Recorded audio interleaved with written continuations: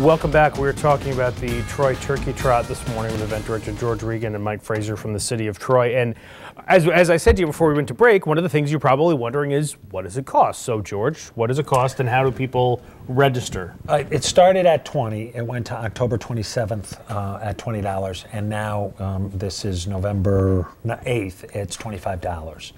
And then Wednesday, the day before Thanksgiving, is the last day you can sign up for the event, and it'll be $30. Which we were just saying, I mean, for a road race, that's still pretty reasonable. Yeah, it is. Especially when you consider we're giving gender-specific shirts. They're going to be technical shirts with wicking properties, good for the runners. We got gender-specific awards. And we've added 8 teams this year for the families: mother, daughter, sister, sister, husband, wife, mother, son. So that's going to be a lot of fun. Yeah. And the other thing, obviously, this money is going to, a good chunk of this money is going to go to support some charities. And I talk about what this is going towards. We've got great charities on board, and like we talked about earlier, we have so many people here. The city of Troy takes such pride in it that it's important to give back. So our charities this year are the Troy Boys and Girls Club, the Lansingburg Boys and Girls Club, and the Regional Food Bank in Northeastern New York. Great partners. They give so much back to our community that it makes sense that a day like this, an occasion like this, we do the same for them. Now, do you get, I mean, you've obviously got the kids run. I mean, is there an effort to get some of these boys and girls from the clubs involved in this race as well? I mean, whether running or, you know, even do any of the, do they volunteer at all as well? They do. The kids run is free. The kids run and the turkey walk, we should emphasize, is free. So, but having those kids come in and be a part of this, it's great, and it sets it up for the future as well. You know, we see people coming back as racers, as volunteers, year after year. So, getting them involved at a young age, it keeps them involved in the city and in events like this. And the Regional Food Bank brought in 100 volunteers for us already. Yeah. And the Troy Boys and Girls Club and Lansingburg Boys and Girls Club are also bringing in volunteers.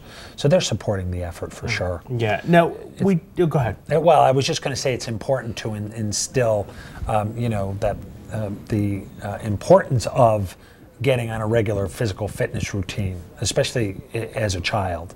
And it'd be great to have the kids from the Boys and Girls Club, and they do that at the club also. You know, they have a lot of basketball and baseball, and they're always doing sports. But it'd be nice for them as children to come and help out this race and see adults participating in sport. And I know you and I have talked about that in connection with the Freihofers race, that in those cases you've got some of the runners who go out and go to the schools and have some outreach with these kids to talk to them about that. This is a little bit different, but it's still an effort to kind of set an example. Well, it is, and kids are giving back. You know, they have an opportunity to give back to their community by volunteering for this, and that's important. It's important to instill that in a child at a young age. Now, also, as we said, there's a lot going on with this. I mean, is there other? I mean, for the people who are sort of watching in the in-between between when everybody leaves and when they come back, what is there going on for them in between? Well, they could bring a perishable food item down, because we've got collection bins down there for the food bank. Exactly. The Regional Food Bank gives out to hundreds of pantries around their northeastern New York, and thousands of agencies that need to feed hungry people. So that would be a great thing to do. And there's not going to be a lot of time between when they go out and when they come back. The first place runner is going to finish in the 5K in about 15 minutes, and the 10K is 2 loops of the 5K, so you're going to see them every 15 minutes. So you can wait. You can wait. It's not that bad. But we are going to have some entertainment surprises down there for people. See, you're going to want to go now. That's right. Even if you weren't going to go, you weren't going to want to go.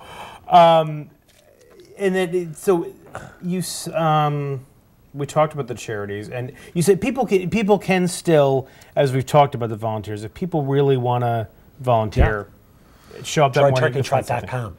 No. No. They need to register on. Well, not for the runners need to register, but I mean, and so do the volunteers they do. Okay. need to register. Yes. Okay. So you really can't just walk up and say, walk up and say I'm here. Okay. Because we got to slot you into a spot, and we need to get a waiver from you, and you know, just like the runners sign a waiver. Right. And you know, obviously the runners know this, but for your viewers, that we will be having chip timing, so it's all automatic. When the runners go over the start mat, their chip starts, and when they cross the finish mat, their chip starts. So we're going to have net times for the 5K, and of course gun and net times both for the 10K. All right, we're going to take another quick break, come back and wrap things up in a few minutes, so stay with us.